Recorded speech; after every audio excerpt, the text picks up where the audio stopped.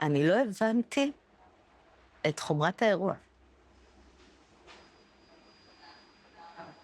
אני חושבת שלקח לי המון זמן, גם אחרי, להפנים את גודל האירוע.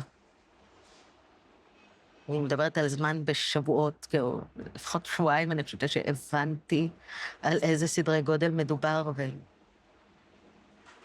ומתעוררים מצבע אדום. מצבע אדום אחד, ואחרי זה עוד אחד ועוד אחד, זאת אומרת, לא הספקנו להגיע לממ"ד, והיו עוד ועוד אזעקות צבע אדום.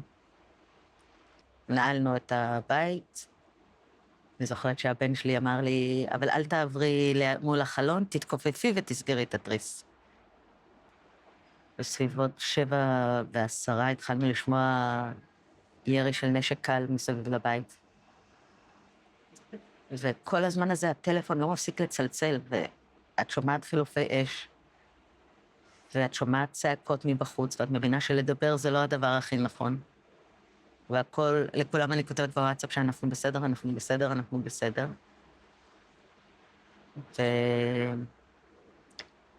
ואז שחר כתבה לי שהיא שומעת את הזכוכית אצלם בדלת האחורית נשברת. כתבתי לה, זה ממש מפחיד, שחר זה ממש מפחיד, אני זוכרת את המשפט הזה. אז היא ענתה לי, כן, ממש מפחיד. ואז כתבתי לה שאני אפילו לא יכולה להגיד להם שישמרו על עצמם, כי זו כזאת סיטואציה של חוסר אונים, ואת ההודעה הזאת היא כבר לא קרה. בחצי שעה הקרובה ניסיתי, שלחתי עוד הודעות, בלי שום תגובה, שלחתי הודעה לשלומי בעלה, והוא לא ענה. ובסוף ביקשתי מרודד שיבדוק עם רותם. ורודד ענה לו, ההורים מתו, אני צריך עזרה. ואני זוכרת את עצמי יושבת בממ"ד, קוראת את ההודעה הזאת, ומבינה שאני לא יכולה ללכת לחבק את החברות שלי, שאיבדו את הבעלים שלהם, ושהן יושבות עכשיו לבד בבית עם הילדים, ואף אחד לא יכול לבוא לחבק אותם, ואף אחד לא יכול לעטוף אותם, וזה היה... איפשהו מכל הרגעים שזה, זה היה רגע נוראי של תסכול.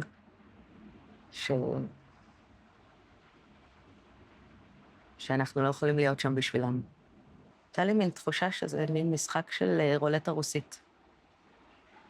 מי שיש לו מזל, מצליח לו, ומי שלא, לא.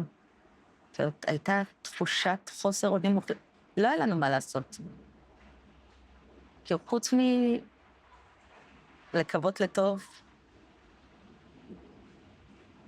לא באמת היה מה לעשות.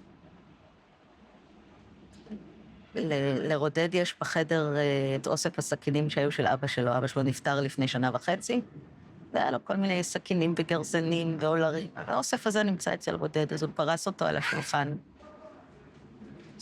וכל פעם שהוא שמע שהירי מתקרב, או אם הכלבים פתאום התחילו לנבוח בטירוף, הוא מיד ישב עם סכין ביד וחיכה. אבל מה בסוף ילד בן 16.5 יכול לעשות עם סכין ביד מול לא יודעת מי ומה שעלול היה להיכנס?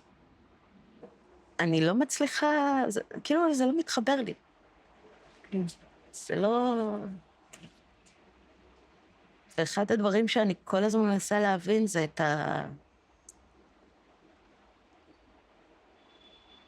למה התנהלתי ככה תוך כדי האירוע, למה הייתי במין קור רוח. כולנו היינו באיזשהו קור רוח מאוד מרשים. למה הרשיתי לילדים לצאת מהממ"ד בזמן שמשפחות אחרות לא יצאו 10 ו-14 ו-20 שעות מהממ"ד כי מסוכן בחוץ? למה?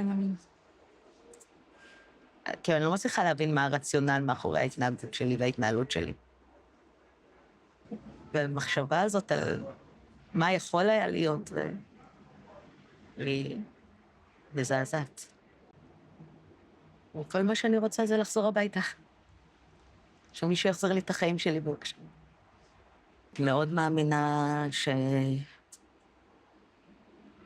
שגם כרם שלום הקטנה שלנו וגם כל המועצה האזורית אשכול,